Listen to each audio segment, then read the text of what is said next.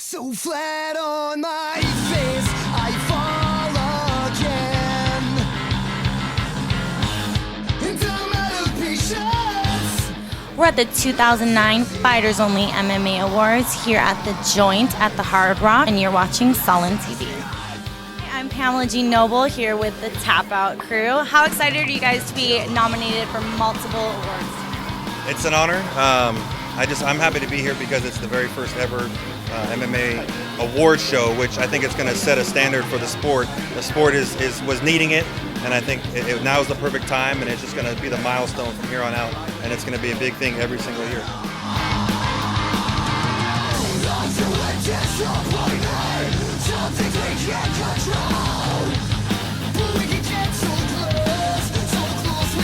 Here with Tito Ortiz, everybody's favorite. So, not everybody. Everybody okay. in Huntington Thank Beach, you. that's where they're out of. Okay, Come on, so get much. out of here. You gotta be the bad boy too, but it's all right. Huntington Beach, bad boy. Yes. But you're everybody's favorite. Yeah. I guess they love me, they hate me, and they hate to love me. See, there you go. Right. It works. Yeah, it works. Well, what are you looking forward to 2010? 2010, of course, The Ultimate Fighter.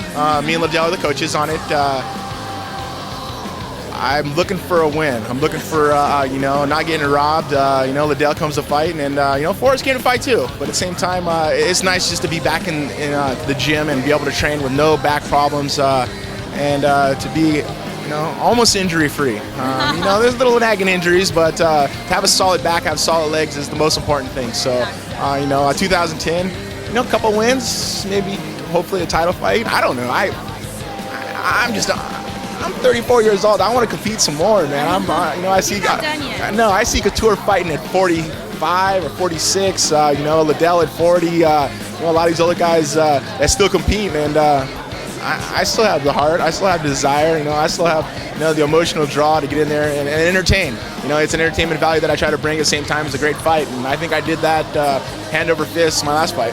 Well, obviously, like I said, we're all cheering you on at the Solon Team Punishment Party that we had going on in Huntington Beach. Yeah, I thought I got robbed, but that's just me. That's what he said. I don't know. I mean, I think he said it, and I think about a couple other 700,000 people that are watching on pay-per-view thought the same thing too. I'm walking through the airport, and we're like, Tito, you got robbed in that last fight. And it is what it is, man. And I ain't gonna look out the past of negative. I look at the future of positive, man. So the future of being positive, of being injury-free with no back problems. I went through a lot last year of just recovering through two-level fusion. A lot of people don't even come back 100%, let alone fight in the cage again. And I'm going to do it, man. I'm going to show a lot of people out there that you're able to do anything as long as you set your mind to it. And I can't wait to the future. Well, I have to ask, when you were younger, did you think you were going to be doing this? I did not. I thought I was going to be doing something great. I wanted to be a high school wrestling coach and a resource teacher.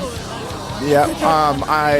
I thought I was going to be a professional wrestler. I don't know. I was a huge fan of Hulk Hogan. At the last Ultimate Fighter finale, I got to see him again. And it's cool, man. It's nice to be a part of something that's growing and to be one of the forefathers of the business. I've been in this business now for 13 years, and I have the longest reigning light heavyweight title reign of anybody. So I just can't wait to the future. For the next 3 years, maybe 4, if God lets me physically do it. I'm ready to get back on top. Thank you so much for having us, and I'm sure you're going to have an amazing time on there, and we're looking forward to what 2010 has in store for you, too. Yeah, for sure. It's been an awesome time tonight, presenting with Vilmer, and I'm excited for tonight. This is great to be a part of it, and after, 13 years of competition, it's nice to be in my shoes for once and back in the UFC. And here is Frank Mir. Well, I have to say, after coming off a big win and, doing your training or coaching people on Ultimate Fighter, being an announcer on WEC, what's next for Frank Mir? It seems like you're doing it all. Well, obviously, getting back into being a title holder and consolidating the title that's about to be broken apart again. That's my ultimate goal right now, going back and avenging a loss to Brock Lesnar is along those lines also. Well, how excited are you to be here at the first MMA Awards? That's pretty cool. I think that something like this is just it's a memorable moment to be in our sport. The first time we had the awards. I think that 20 years from now when they do the flashbacks, I get to be a part of that. I think that it's very awe-inspiring to be part of martial arts in the mixed martial arts arena right now, because really this is going to be the golden era of when it really blew up. When it, especially since '04 when the reality show came out, it's really been the explosion of us becoming where we are right now. We're such a mainstream sport. Well, I know you're presenting an award tonight. That's kind of an honor, don't you think? I believe so. I really like to. I think that I luck out that I'm pretty good at bullshitting, and I can read a teleprompter, so I should be okay. Well, and we are here with Georges St. Pierre. Well, obviously you have a very successful career. What are you looking forward to come? Right now I'm in for this award, Fighter of the Year. I had a great year, but I'm not the only one nominated. There's a lot of great fighters who are nominated for that award, so hopefully it's gonna go well for me. Where do you think you see yourself in about 5 years? I see myself being champion again, and I mean, I'm gonna do this sport as long as I wanted to. I choose to do that by love of martial art. I didn't do this because I didn't have a choice. So as long as I like what I do, as long as I'm happy when I wake up in the morning, I'm gonna be doing this job. Well, I think you have a very good shot at Fighter of the Year. I know you have tons of fans.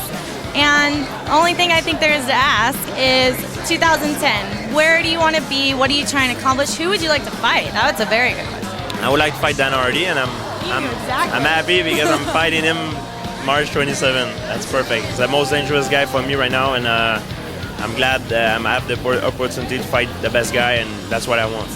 Well, March 27th, we all need to watch Georges St. Pierre, Randy Couture. What are you looking forward to in 2010? I mean, I know you've been doing this for a while. You have amazing fans behind you. What's to look forward to? I'm just having a blast competing. I've gotten to fight 3 times this year. I'm looking forward to stringing a few more fights along next year and just continuing to do what I love to do. When you were younger, did you think that you were going to be doing this when you grew up? No. That's what everybody thought there is. I've been wrestling since I was real little, but this sport was something I entered on a whim, wild hair, and that was 12 years ago. I've been doing this ever since.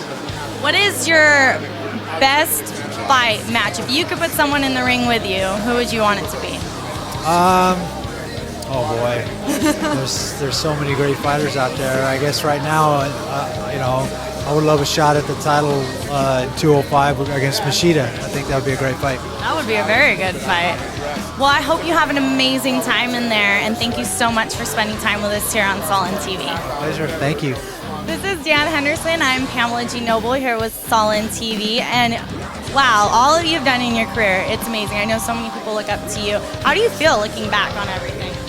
I feel pretty good about the accomplishments that I've had in the sport, and I just tell people I'm not done yet. So. Of course not. There's way more to look forward to. I've got more to do in the sport, so I'm not really looking back at it quite yet. I'm not that old yet, but I'm looking forward to what I'm going to be doing and accomplishing. So. And I know you have your gym out in Temecula. How's everything going with that? I know you have a lot of fighters that are training with you. Gym's going great. Fighters are, staying in shape, keeping busy and excelling and doing well. So I'm pretty happy about the group of guys that I got in there and my training partners. So where do you see yourself in 5 years? What do you want to see with your career, with everything that's going on with your life? Hopefully I'll be retired by then from fighting and just coaching guys, training guys, so we'll see. Well, thank you so much for having us, and I hope you have an amazing night. This is Dan Henderson, Pamela with Solon TV. Here with Roy Nelson. I saw your last fight, Ultimate Finale. It was amazing. So how was your last fight? How excited were you to win? To win it, it was, it's one of the start to your dream, to be in the UFC, and, I'm now undefeated in the UFC, so it's always good to say that for now. Well, now at 2010, he's undefeated in the UFC. What is a fight that you would love to see yourself in, like your best match or something you would want to do yourself? I'm always going, for the best of the best. I'm game for anybody in the UFC. I like Brock Lesnar right now because he's sick, so I got an extra advantage. But I'm game for whoever. Like I want to fight the best of the best in the UFC, and the UFC has a very well stacked deck. Exactly. Well, thank you so much for interviewing us. I hope you have an amazing night. And this is Roy Nelson. I'm Pamela with Solon TV.